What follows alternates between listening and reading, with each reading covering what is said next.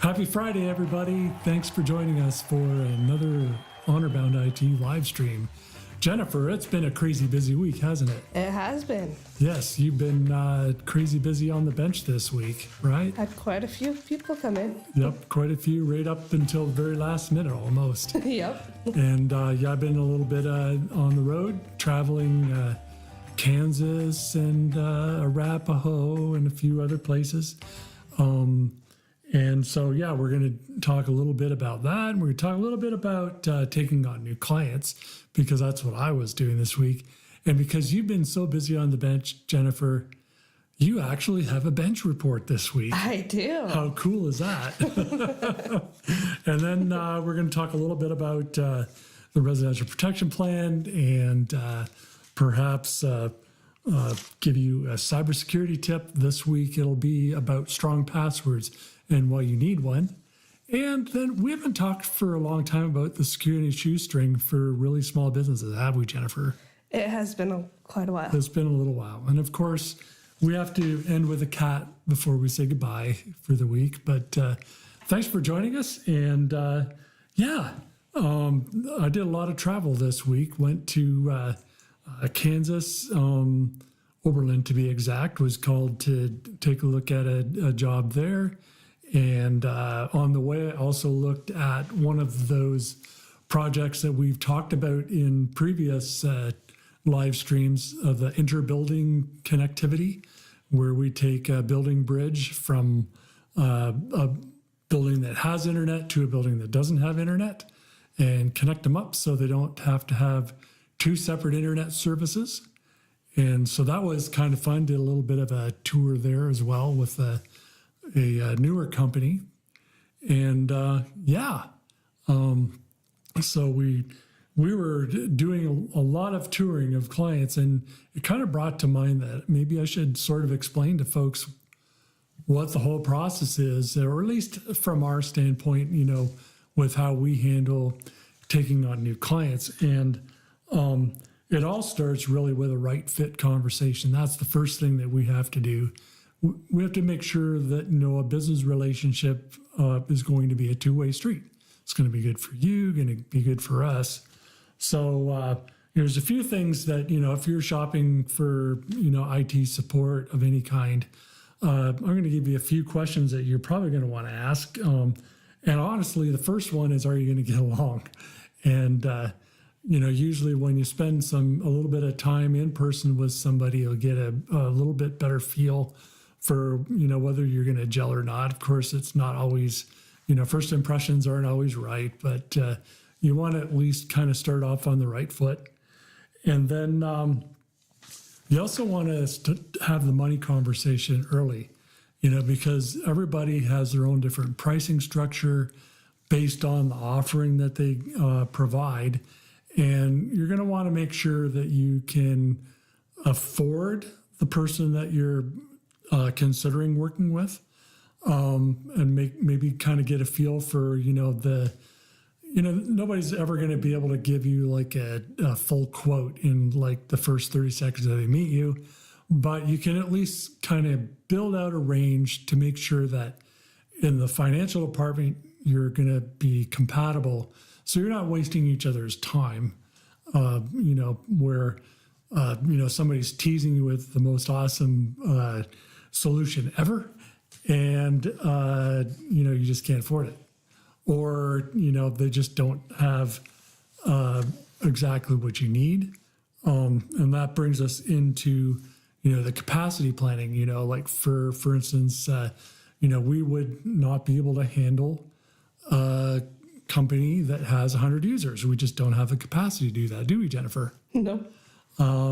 You know, our sweet spot is anywhere from 1 to 25 at the outside. That doesn't mean that if you grow out past 25 that we're going to fire you as a client, but it's just not what we're looking for at the outset. You're also going to want to make sure that in that right fit conversation that the person that you're interviewing is either adaptable or has some knowledge of your industry or some knowledge of what pertains to your business, because you're going to be trusting them with your business, because almost every business these days is data. I don't care if you're doing something, even manual labor. A manual labor industry requires data. Everybody's using the internet these days. Everybody's using sophisticated systems, and you're going to want to make sure that whoever you're considering for IT help is going to be able to do that sort of stuff. So, so then when we work with our potential customers, new customers, they're generally not coming to us because they're having a heyday. They're usually coming to us with a problem. You don't want to hire somebody just because you want to spend money. And so it's very important that we start out with a really good, clear idea of what the problem is. And, we have to have some compassion for our potential clients. In some cases, they've never had IT support ever before. And, they're just kind of outgrowing the boss trying to fix everything for themselves kind of deal, or trying to solve problems on their own individually.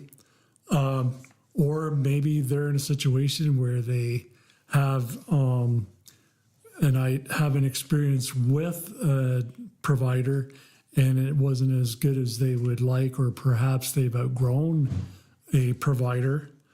So we kind of have to get a feel for, where you're coming from. And as long as you're upfront and honest with us, we're really happy to, work with you and try to make sure that what we can do is going to fit your needs specifically.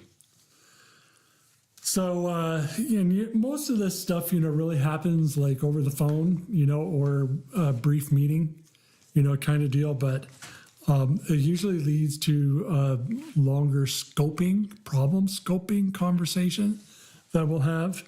And, we're going to want to visit with you and spend some time and writing notes, about, what you are exactly trying to get accomplished in your business, what you want your IT to do, your budget, learn about who all is involved, because, if you particularly have employees, what are their problems, and sometimes it's even better to go directly to those employees and find out directly from them, because sometimes the boss is the last guy to really know the problems, because maybe an employee is embarrassed to say that they don't know how to do something, or that they're struggling, and you'll never know unless you ask.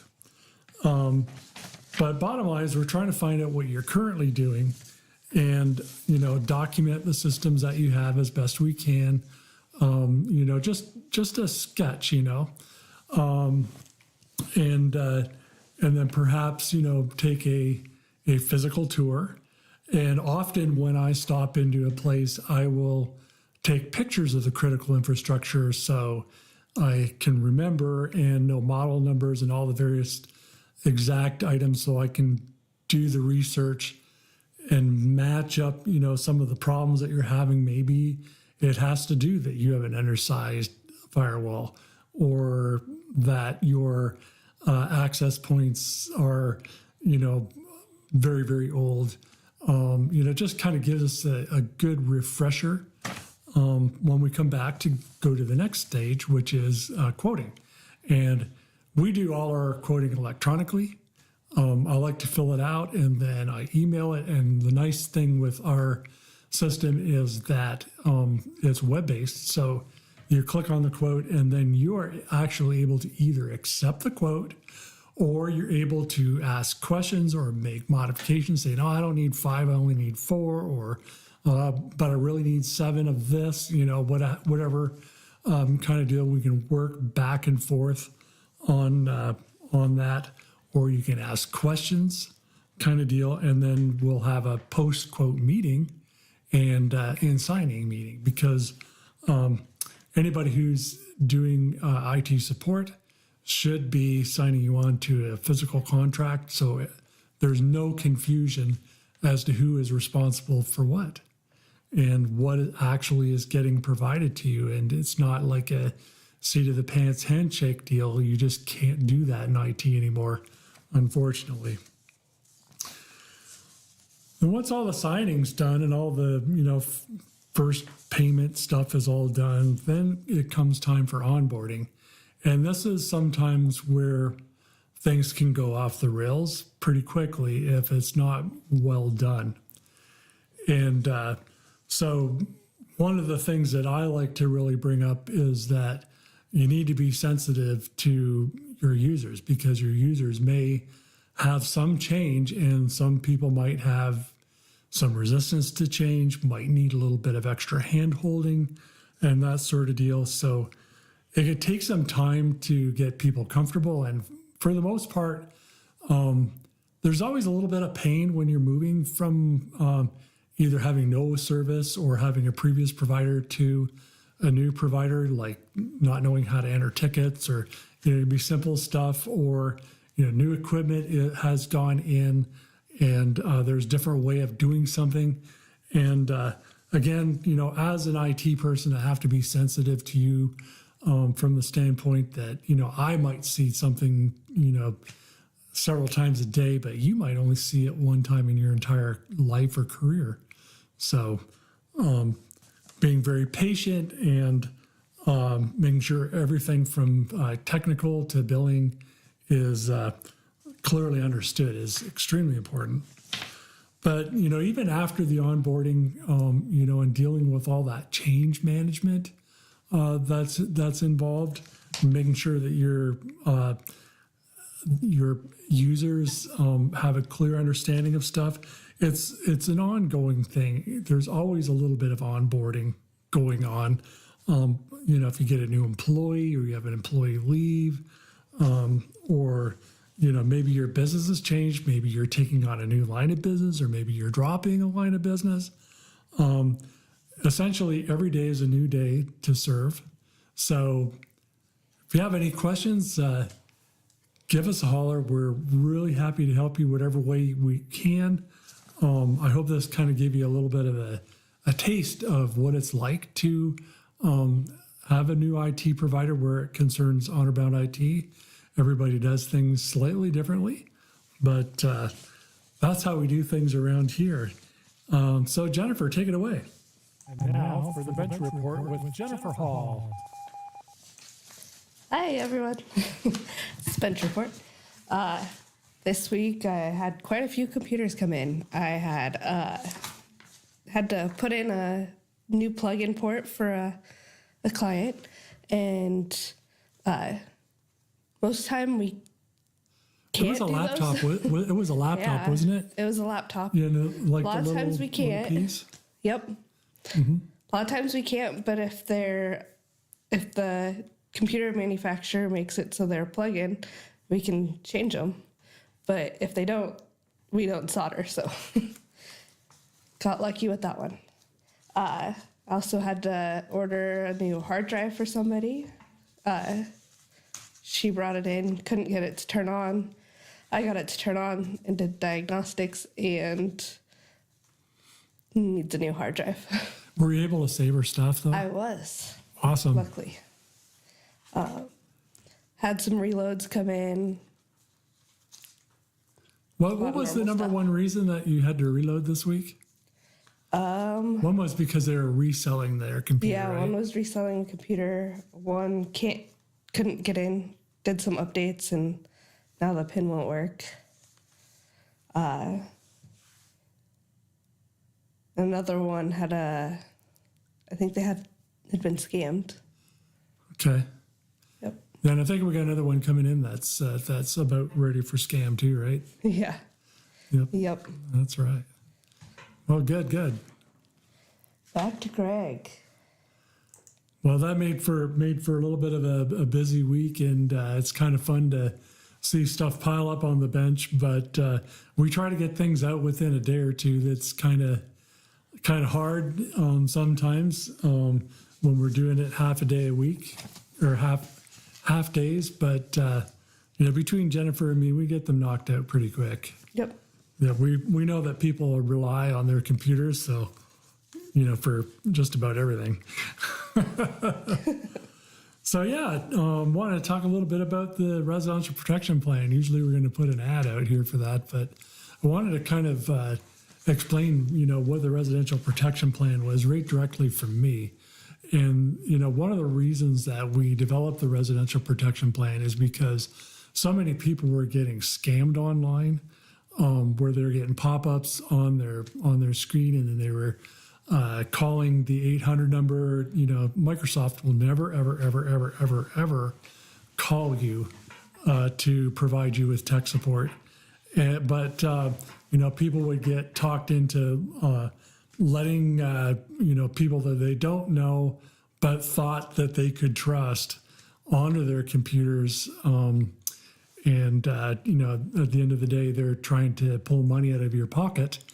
And so I got tired of this happening to people, because what was really happening is that they didn't know who to call for help.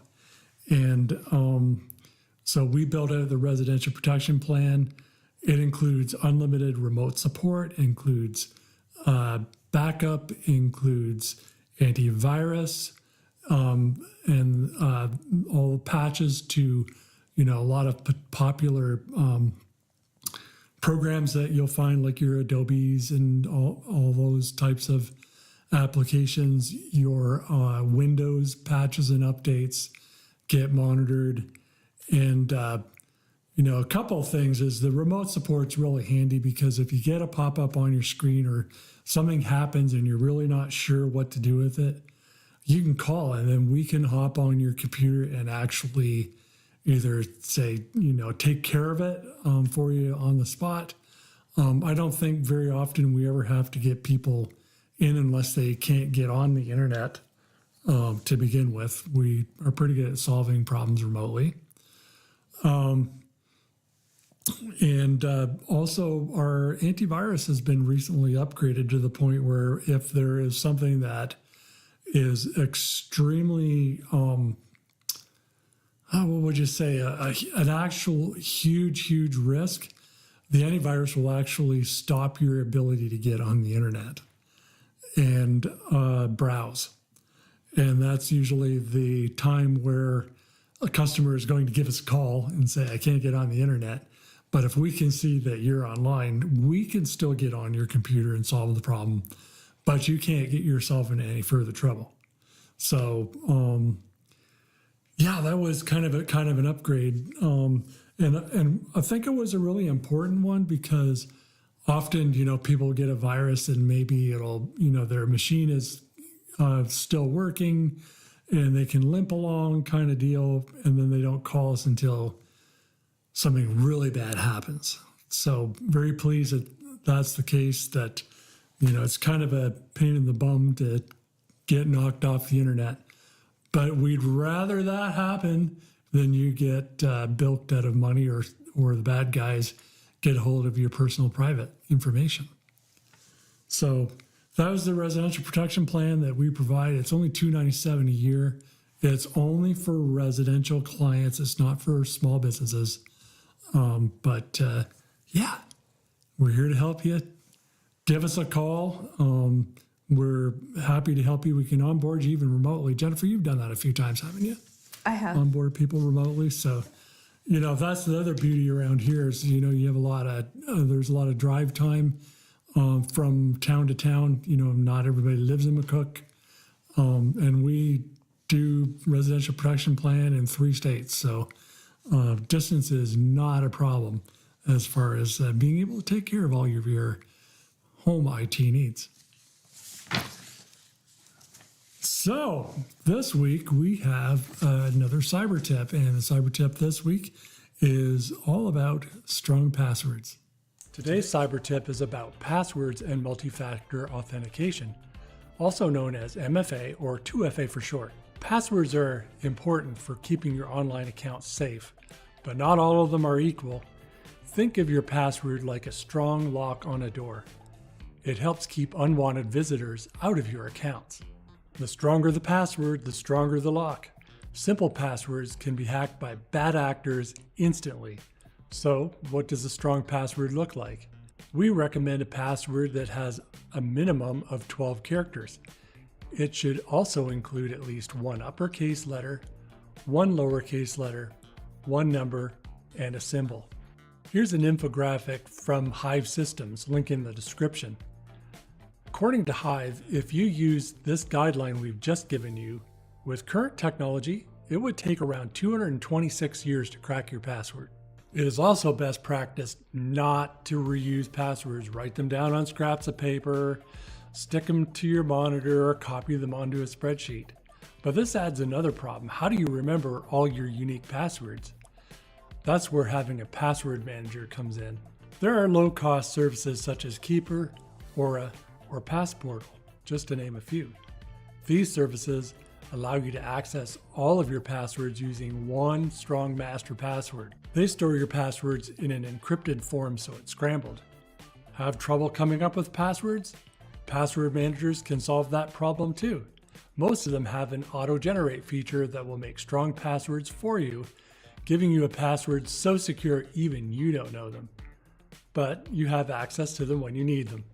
Now, you might be awesome at keeping your passwords a secret, but sometimes they get leaked by others. Every week we see a breach in the news cycle. What to do? Multi-factor authentication, or MFA, adds an extra layer of security by asking for more than just a password. It can be a code sent to your phone or email, or a biometric method like fingerprint. So even if someone figures out your password, they still can't provide it without the extra code or biometric data that only you can provide. Using strong passwords and turning on MFA is like putting a strong lock and an alarm system on your digital stuff, making it way harder for the bad guys to get in. Password hygiene is super important. If you haven't taken care of this, please put it at the top of your to-do list today. Big thank you to Hive Systems for that infographic on how fast it is to crack a simple password. So be careful out there, folks. If you have any questions, give us a holler. If you'd like that infographic, just give us a holler. We have it stored somewhere, don't we, Jennifer? We should. Yep, have it somewhere. Well, you have it. You're the one that edited the video, girl. Yep. So yeah, we did want to take a couple minutes to talk about the Security and Shoestring program, and that's kind of a sister to the Residential Protection Plan. And really what we did is essentially the same thing as the Residential Protection Plan, except for it's for small businesses.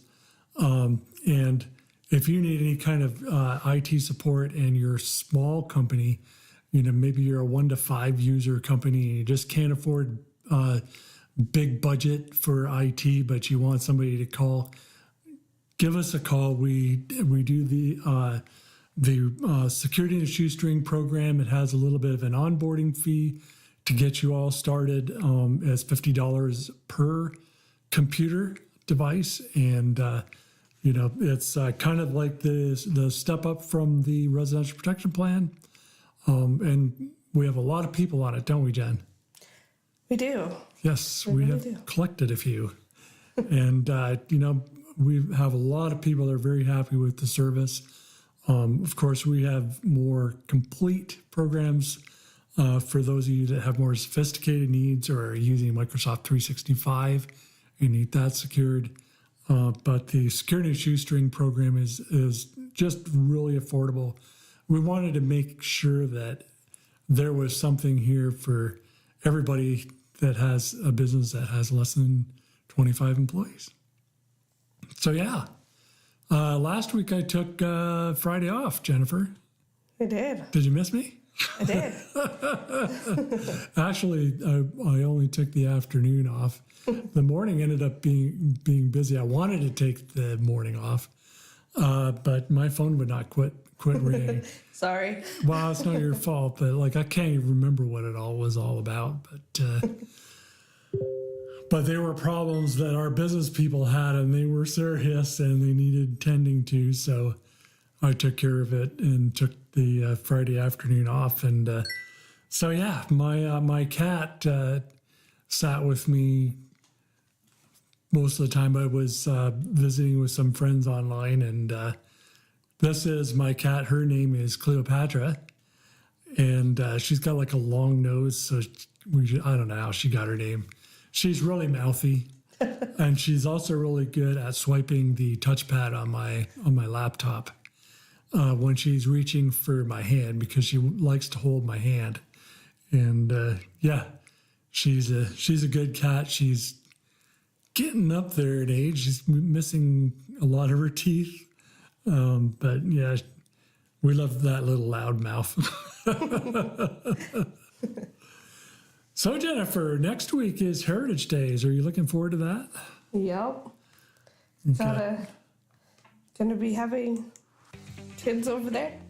Yep, we are going to have that. And you having trouble with that screen? I got you to get up there, but you're really small. Oh, okay. I'm teeny tiny. That's okay. I don't mind being the small one in the background. I'm hiding. But yeah, Heritage Days is coming up next week. Yep. And you got stuff going on the weekend. I guess you got a garage sale or something? Yep, we have a garage sale this weekend. Well, I think they're gonna do it all week this next week. Where's that at? It'll be right next door at Anderson Sales. Oh, really? Okay. Wow, that must be a big garage sale then. I don't know. I know I'm gonna have quite a few things there. Well, good. Yeah, well, hopefully you're very successful with it. And yeah, this week for me, it's going to be sort of a run-of-the-mill garden variety week. We'll be doing the housework. That's what I'll be doing. But Peggy goes and does her quilting on Saturdays. So, you know, it'll be a pretty routine week. But I like those kinds of weekends where you just kind of do your routine. Because a couple weeks from now, I'm going to be out of town. So I don't know what day we'll be doing our live stream then. Not sure. And next week I'm gonna be gone on Friday. So just like keep watching the internets, and we'll post when we're going to be doing these things. So I hope you have a wonderful weekend, and we appreciate that you joined us. Take care now.